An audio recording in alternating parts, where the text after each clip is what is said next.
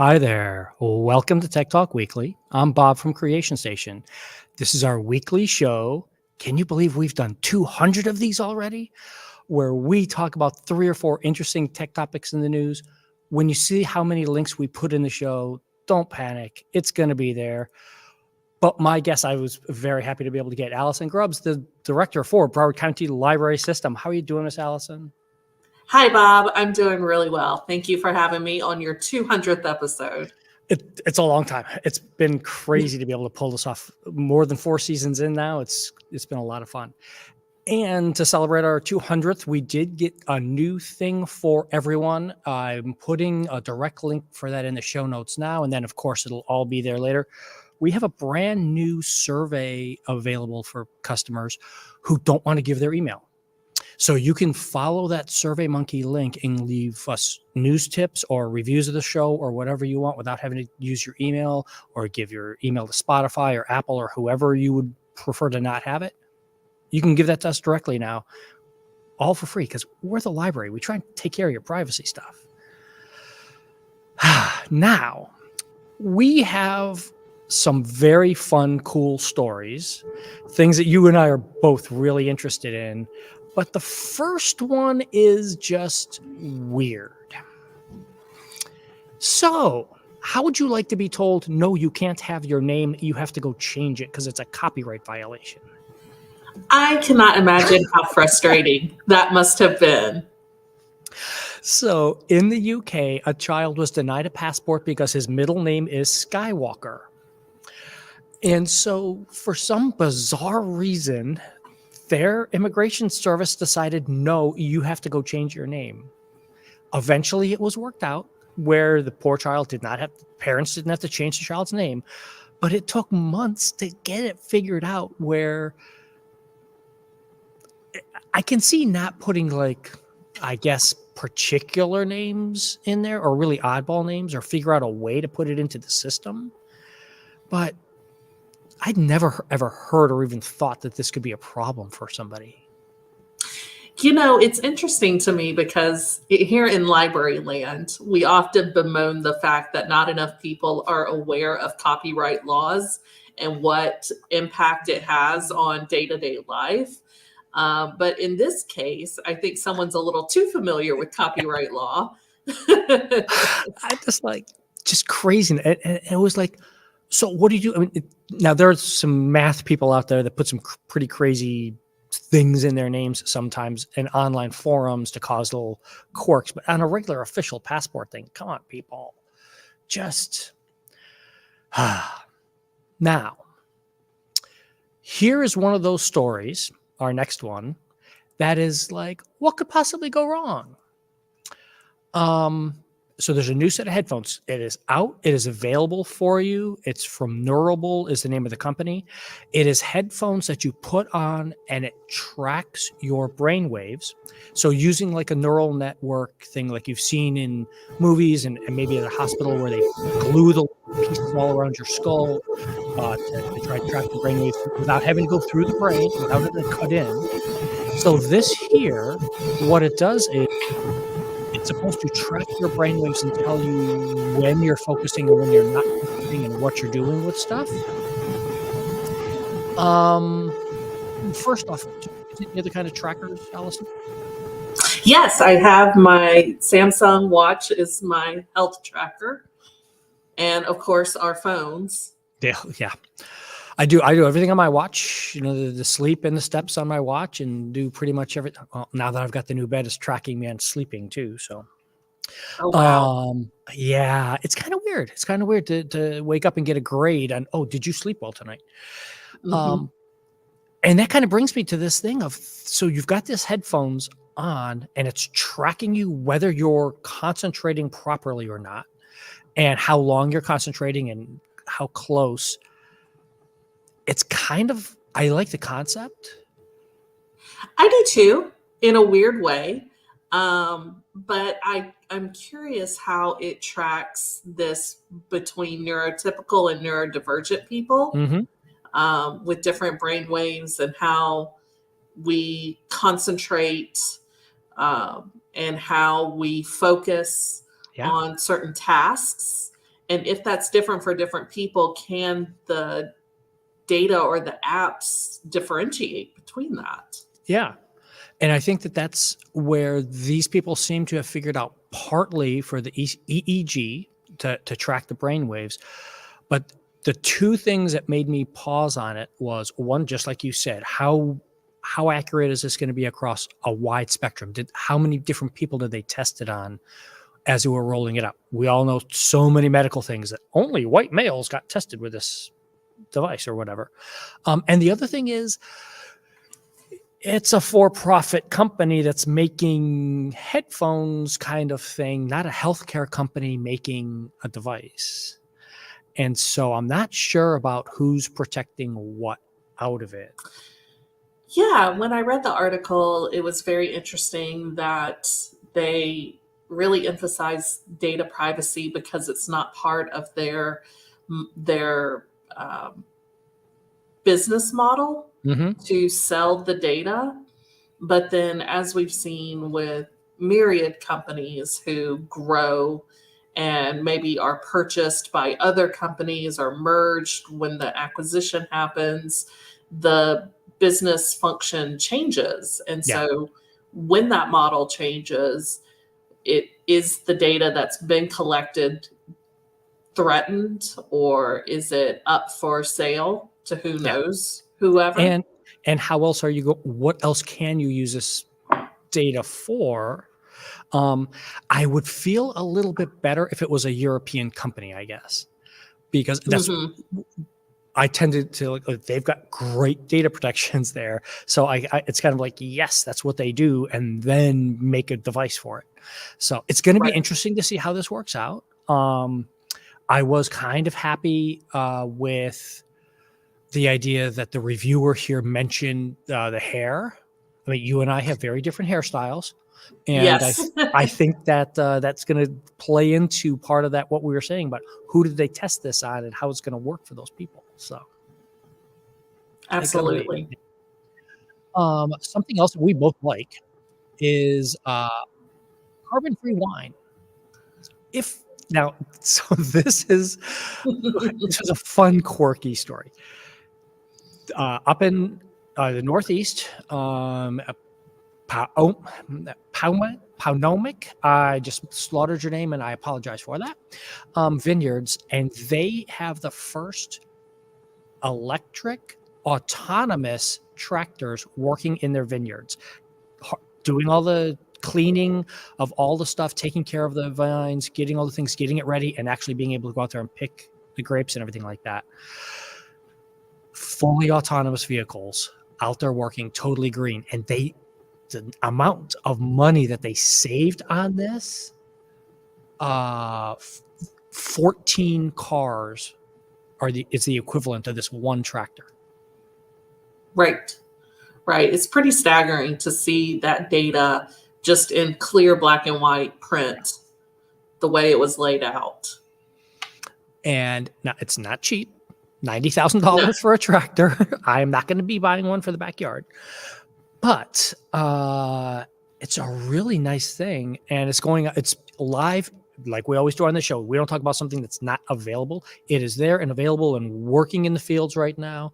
And starting next year, anyone in the country can buy one and do it. And Creation Station Science? Nah, I don't know. We'll see about that. So we have an election coming up. Allison, when do you think voting starts? Oh, I know when the deadline to register to vote is, which is October 7th. In Florida. Thank you for skipping ahead. Florida, that's a nice segue. Voting started on September 20th in Florida. It's weird. I know. You can vote before you could register. It's not, you really can't. So we've got a whole bunch of links here for you to follow. Don't worry about when you see all these things. There's some good, quick stories here to cover. Number one was from Rest of World, which covers all the voting stuff and all the things that are out there in the rest of the world happening, and people using AI as advocacy pieces. So they are using ChatGPT, Claude, etc., to translate their voting requests and campaign information into Tagalog, Hindi, all sorts of other languages, all across Indonesia, which is the primary place that's having elections the rest of this year. India already used it earlier this year. So it's a really nice feature of doing that kind of stuff. And in theory, it's not biased because it's just translating. It's not a campaign that's translating it to tell you something about a candidate. It's just a generic translation device to do this kind of thing. Right. It's not generating content. Right. So it's kind of interesting that way. And then we have a couple of stories about some ballot measure here in the United States. Tom Walz instead of Tim Walz on the ballot here in Florida. The Secretary of State has already said, no, it doesn't matter that the person's name got misspelled. You know who you were really voting for. It will count as a real vote. And I know people are saying, wait a minute, you guys just talked about registrations coming up. How'd they already get a ballot out there? Overseas ballots already went out on September 20th. September 21st was the first time you could turn in a ballot for Florida. If you were voting from overseas in the military, etc., you could have already turned in a ballot at this time.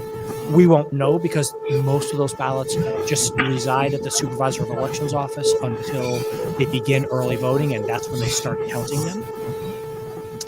Other ones in Montana, there was an issue with leaving Harris off the ballot altogether. And this one here in Wisconsin, which I just had to laugh at. And this is why, folks, this is a tech story.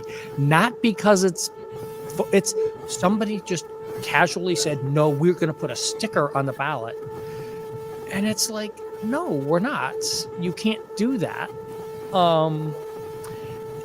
These are Scantron ballots. And you've done this down here. Most Absolutely has moved to this. So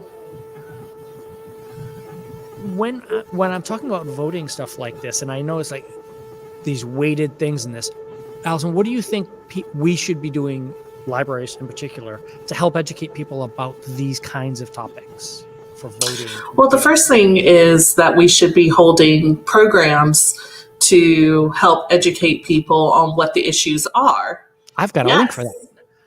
Yes. And it's daunting, right? When you are reading through an amendment or a proposed amendment, and they're using very heavy language that's very heavily legal. It might be at a reading level above what you personally read at. There was a ballot measure a couple of years ago about the Homestead Exemption Act. And I read it and I reread it and I read it again, and it was still confusing to me. Mm-hmm. And I had to seek out resources to educate myself on it. So that's the first thing that libraries can do, is hold events where we are helping prepare people to read and understand what is on the ballot. Yeah. And to the direct point of like these last two articles here, pay attention to what your supervisor of elections is telling you about these things. Mm-hmm. In this case, putting a sticker on the ballot. Oh, sure. It's easy. Well, no, it's not. All these machines are high speed, high power machines that have to feed a very precise thickness of a ballot through. And if it's not the correct thickness, then there could be something wrong with the ballot. And you don't just put a sticker on, and a sticker comes off inside of the voting machine and gums it up. Just chaos from a technical point of view. We are not recommending any candidates. We're not talking about whether you should vote for any candidates here. We're talking just about you should vote. And you need to be able to vote the way you want to vote without it being messed up by something else that's happening that's not part of the election process. Which leads me back to the next tech thing is, where do you actually go to vote? So if you're in Broward, browardvotes.gov is the place for Supervisor of Elections here in Broward County, Florida. I know Most people who listen to this show are not in Broward County. We get you. But there are several other places, and I want to get your opinion on this one. So vote. It's called Vote Flare. This is a newish site that's come up. Yeah, I was unfamiliar with it before you sent it to me, and Yeah. I'm really intrigued with it now. So Vote Flare is a website that tracks your voter registration for you and will send you a notification if something changes, because your voter registration status can change based on what you do with your voter registration form itself, or if you sign a ballot initiative. So many of those have a box down at the bottom to change my registration to X, whichever it is, something with a partisan issue, or things like that. And the reason I wanted to bring this one up was because it's a .org. So you're like, wait a minute, what information are they stealing from me? Well, how are they getting this stuff? This site uses all public information. So all they're doing is checking the database for you, so you don't have to go back. In our case, browardvotes.org.gov. If you go here, they just go check that database for you periodically, and then give it back to you if something changes on you. If you don't like that idea and you don't want somebody else checking and you want to check yourself, or you want to be for certain, here is the NASS, the National Association of Secretaries of State. These are the people who are in charge of voting for your state. You can come here and find out, are you legally able to vote? Are you registered to vote? Things like that, to do all those sorts of stuff. Again, this is a .org, but you can trust. I mean, this is the 50 Secretary of States putting this together, making this happen. And by the way, and for those listeners not in the United States, and you're like, wait a minute, you need 50 different. There is not a national listing of all voter registration in the United States. So you have to go do these individual sites to go find out wherever you are. And also remember, you need to be registered in the location you are living. So if you are a college student, go register for the place where you are living there at college, whichever state that is, and that's the only state you can vote in. And I've got one other one for you, vote.org. Which might be the most familiar to people. This is a fully nonpartisan site. They do the same stuff of going to all where the supervisor, the Secretaries of State sites are, and the Supervisor of Election sites, to just check, are you registered? It will not do anything with your registration. Unlike Vote Flare, where it'll give you notifications or anything, this is just, am I registered? So if you're not in Broward, this is the place to go if you're somewhere in the United States to find out, am I registered to vote, to do this. By the way, we did find out, for anyone who's curious, last week's story about the astronauts on the ISS, yes, they did get registered to vote, and yes, they will be able to vote in the presidential election from the Houston precinct that is the home of Johnson Controls. Not a bad thing. No. Not at all. No. Now, I do have one thing to post up for you, Allison. You were mentioning this because you read ahead and you know what's going on. I did. I cheated a little bit. That's okay. So we have a big event coming up here at Main Library on Monday, the 30th. It is nonpartisan League of Women Voters talking, just like Allison was saying earlier. What are all these ballot initiatives? What are all these things that we're talking about? What would a yes vote actually be? If I say yes, am I saying no to some restriction or what, and things like that? I do want to point out there are no candidates part of this, because the League of Women Voters does not recommend candidates. They do not give for or against individual candidates. This is all ballot initiative stuff. Also for your city and local stuff. There's a lot more people than federal, and the local people have much more control over who you are. That's right. It's understanding the importance of the down ballot initiatives and candidates, even though this particular event isn't about the candidates, recognizing that, voting for school board candidates, how important that is. right? Voting for local city elections is incredibly important when you're talking about your roads getting redone so that the potholes are filled. And all of that has an impact. And being aware of that is so, so important. And who you vote for the federal presidency isn't going to fix your potholes. It's That's right. going to be your city commissioner. So I don't care who you vote for, just vote. That's one of my side gigs. I do the elections every year. If you vote in my precincts, you get cookies. But we make it happen. Thank you so much, Miss Allison, for being here today and helping out with this. Thank you so much. I really appreciate it. And I'm honored to be a part of your 200th episode. It's awesome. Thank you. If there is a guest you'd like to see on the show or a library you'd like to see featured, creationstation@broward.org comes right to me, or use the new survey link. We'll see everybody next week. Have a great day.